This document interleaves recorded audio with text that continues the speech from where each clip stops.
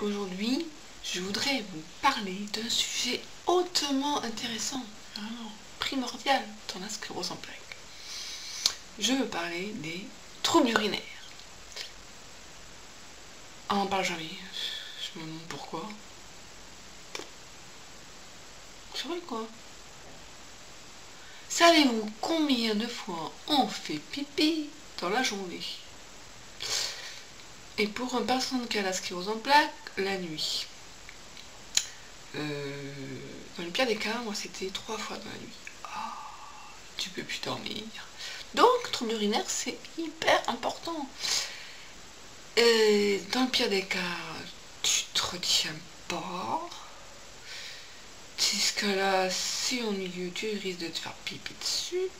Dans ce cas-là, quand tu sais que tu dois partir à un endroit où il y aura, tu risques pas de te retrouver sans toilette, tu prends tes précautions. J'imagine que vous imaginez ce que ça veut dire. Ça veut dire, tu fais pipi avant de partir, au maximum de tes capacités, c'est-à-dire que bon, soit tu te fais un auto-sondage pour les gens qui en sont là, Dieu merci, j'en suis pas encore là, ou bien tu t'appuies bien sur la vessie pour être sûr que tu l'as bien vidé, cet enfoiré, et bon, c'est bien utile de l'avoir. Voilà, il n'y a pas 36 solutions, hein. Quand on est au stade où j'en suis, t'as pas d'autre choix que de contrôler que tu as bien vidé ta vessie. Sinon, tu te mets des protections, plus ou moins épaisses, selon, voilà, tout savoir, plus ou moins épaisses selon ton envie urinaire, selon si tu bois beaucoup, moi je bois pas beaucoup, donc ça pose pas trop de problème. Ouais, t'évites de boire, parce que tu dis, si je bois beaucoup, je vais avoir besoin d'aller aux toilettes très souvent, parce que ma vessie, elle se ratatine avec le temps, donc du coup, je bois toutes les heures, j'en ai pas vie. C'est pénible. Ouais, donc qu'est-ce que je disais? Parce qu'en plus, il y a le problème de mémoire aussi, mais ça, c'est un autre débat. Là, je parle du problème urinaire, ok. On est sujet des infections urinaires. Parce qu'on est une femme, non seulement on est ses pieds, mais en plus, on est femme. Oh là là, foiré d'homme. Ceux qui ont... Bon, enfin, bref. Donc voilà, donc l'urologue m'a dit, mais vous inquiétez pas, hein. C'est normal, vous êtes une femme. Ah bon, docteur, c'est normal, mais moi avant, je n'avais pas de cystite à répétition, et pourtant j'ai toujours été une femme, je vous le promets. Alors, comment vous expliquez ça? Écoutez, vous prenez votre 4 berges tous les jours, toutes les 12 heures, et puis voilà. Mais non, docteur, ça ne marche pas. Voilà, donc, problème urinaire.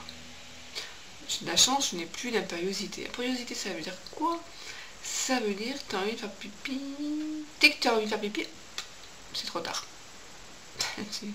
T'as une surprise sur toi. Voilà. Après, moi je suis plutôt en rétention urinaire, c'est-à-dire que j'ai du mal à vider ma vessie. Mais j'y arrive encore, il n'y a pas de résidus post-mictionnels comme ils disent. Je vais tout savoir. Non mais bon, il faut en parler aussi des troubles urinaires. Je sais bien que ça n'intéresse pas tout le monde, mais au début je disais, j'osais pas en parler au médecin. C'est à cause de ça que finalement ça a traîné, parce que si j'avais dit au médecin généraliste le problème urinaire, peut-être qu'il aurait pu les relier avec d'autres problèmes. Si j'en avais parlé, mais qu'est-ce que je dis moi? Oui, il aurait fallu parler du problème urinaire à l'ophtalmo. C'est original, hein, parce que là, peut-être qu'elle aurait fait le lit rapprochement et mes problèmes ophtalmologiques à mon généraliste. Et voilà, et ben non. Je sais pas, je trouve ça utile de dire à mon généraliste que j'avais mal aux yeux, ni à un ophtalmologue que j'avais des problèmes pour faire pipi. Donc, du coup, maintenant, je dis tout. Et puis, je m'en fiche, comme vous dites. Qu'est-ce qu'elle me raconte, celle-là? On s'en fout des problèmes urinaires. Par contre, parlez de ça. Maintenant, des fois, elle me dit, Christelle, on est à table, s'il te plaît, tu peux éviter de parler de tes troubles urinaires? J'en parle jamais. Maintenant, je vais à la pharmacie et je t'explique. Tout, après, tu vas dire, pourquoi, qu'est-ce que tu veux, Christelle? Ah oui, puis il y a des problèmes aussi, pour prendre des aides et tout ça. Parce que le problème, ça m'est arrivé, c'est rare, hein. Grosse coup de fatigue, je vais pas aux toilettes quand je suis fatiguée, je vais dormir. Le problème, c'est que si tu travailles pas la nuit pour faire pipi, tu te fais dessus.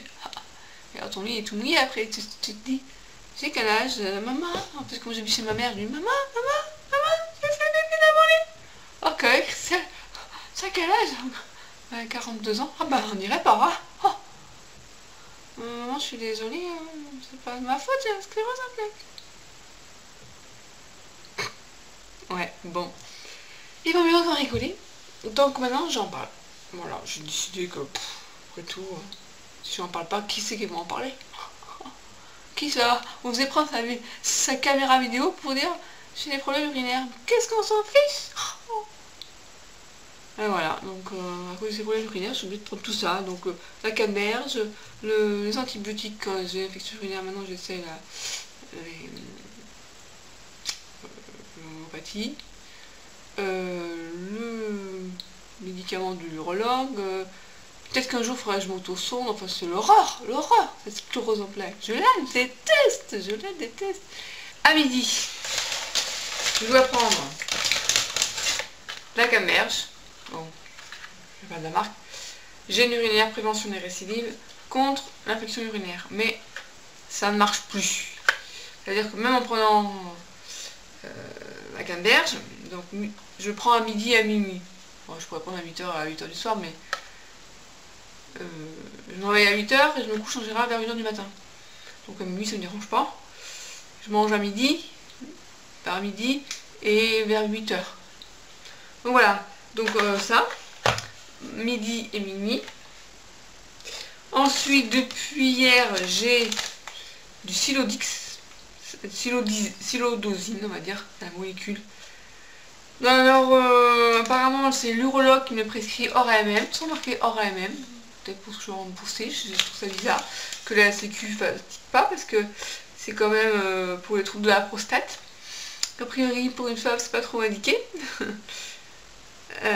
Voilà.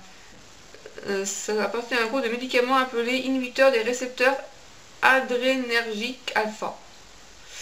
Agit de façon sélective sur les récepteurs situés dans la prostate, la vessie et l'urètre. En bloquant des récepteurs, il provoque un relâchement du muscle lisse de ces tissus. Ceci vous permet d'uriner plus facilement et soulage vos symptômes. Que j'ai une vessie de luxe, c'est-à-dire que la vessie, en fait, elle travaille beaucoup. Parce que soit c'est le détrusor, hein, c'est ce qui permet de faire relâcher la pression, dit que ça fonctionne à cause de la sclérose en plaques. Et donc c'est la vessie qui travaille beaucoup, donc elle lutte, donc elle s'épaissit. Et au fur et à mesure, elle se ratatine, comme m'avait dit la première que j'avais vue. J'avais trouvé ça super sympa. Et donc pour éviter ça, parce que l'urologue m'a dit attention, pour l'instant vous avez une vessie jeune, mais si vous attendez trop longtemps pour prendre ce médicament, eh bien vous allez... En fait, ce que je comprends, c'est qu'elle se rétrécit de plus en plus. Donc, c'est-à-dire que moi, quand je suis allée faire l'échographie, il m'a dit, mais votre vessie, elle est pas pleine. Ah, mais moi j'ai l'impression qu'elle est pleine. Alors bon, voilà. Donc, c'est pour relâcher tout ça. Et donc, en fait, faut savoir que ça fait depuis 2005 que pour aller aux toilettes, il faut que je m'appuie sur la vessie, sinon ça va pas tout seul. Et avant, j'avais des impériosités en plus, là, j'en ai plus. Donc, ça, c'est bien. Mais c'est difficile d'en parler, maintenant ça me dérange plus d'en parler. Donc voilà, donc bon...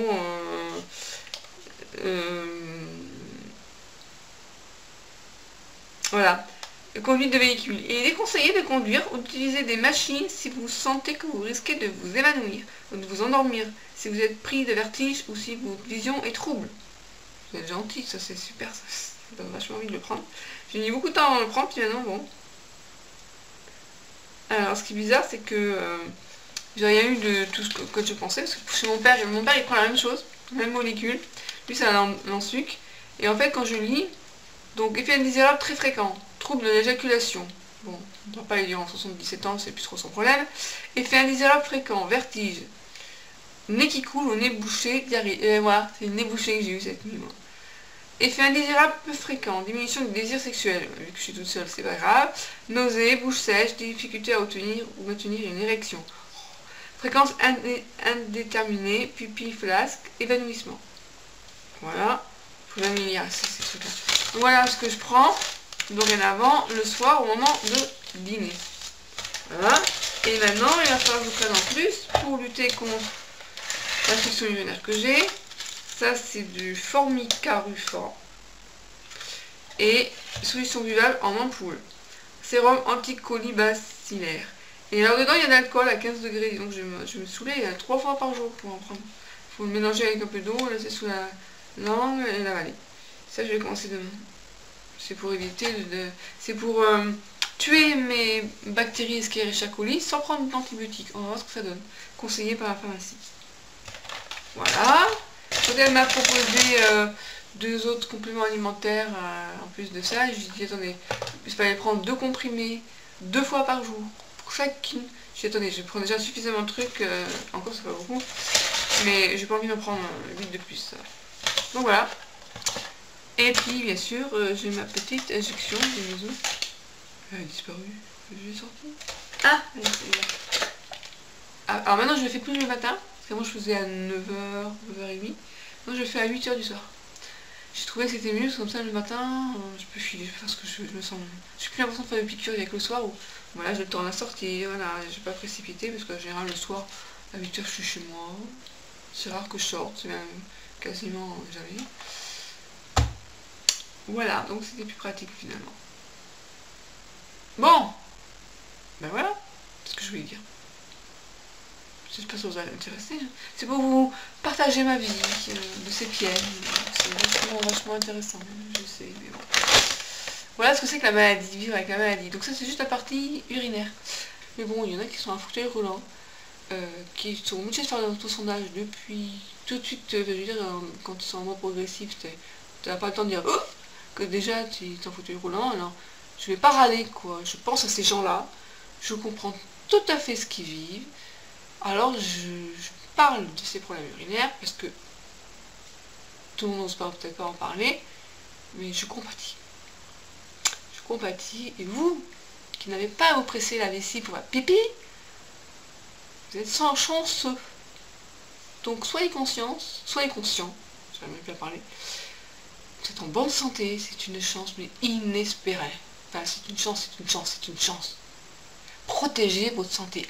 Ne fumez plus, s'il vous plaît. Moi j'ai fumé pendant 15 ans, ça se voit pas, hein. Ça fait 4 ans que j'ai arrêté. Ça a été dur, hein. Mais je suis arrivée toute seule. Alors, je suis fière de moi, je suis fière de moi. Donc, ne cachez pas votre santé. Buvez pas trop d'alcool. Modérément, attention. Quoi d'autre? Faites du sport, si vous pouvez en faire.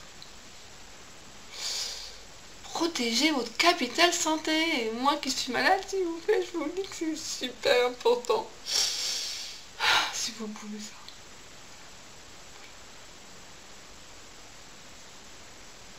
Au revoir. À la prochaine vidéo. Qu'est-ce que je vais parler la prochaine fois? On verra bien. Vous savez qu'avec la sclérose en plaques, on a des idées tous les jours. Hein. Ne vous inquiétez pas. Hein. N'oubliez pas non plus, manger 4 légumes et fruits par jour. Évitez quand même les graines germées. Par les temps qui courent, on ne sait jamais ce qui pourrait vous arriver. Moi qui vous dis protégez votre santé, regardez ce que vous mangez quand même. Je sais bien que les bactéries ça se voit pas. Je sais. Enfin voilà. Prévention. C'est super important la santé. Mais quand on n'a pas la santé, qu'est-ce qu'il nous reste? L'humour. Je vais vous dire, c'est l'humour qui me reste. Yes. Oh, au moins ça quoi. Oh. Merci mon Dieu. Ça c'est quelque chose qui me permet de dire ce que j'ai envie sans paraître trop ridicule, moi je l'espère. Mon Dieu, s'il te plaît, dites-moi. Je suis pas ridicule, un petit peu quand même. Oh, et c'est grave, docteur? Ah non, vous n'êtes pas un docteur. Oui. C'est dommage. C'est dommage. Vous voulez pas faire un miracle pour moi, exceptionnellement, s'il vous plaît? Me débarrasser de ma sclérose en plaques, ça vous dirait rien? Non mais je vous jure alors, de nos jours. Hein. Et même si je vais à Londres, non, à Lourdes. Excusez-moi. J'aurais tout essayé, mais ça marche pas. Ah bon? Bon, écoutez, je suis désolée, il faut que je vous laisse, j'ai ma piqûre à faire. Ça, c'est pas marrant. Ça, c'est pas marrant. Ça me fait pas rire. Non, pas rire du tout. Hein.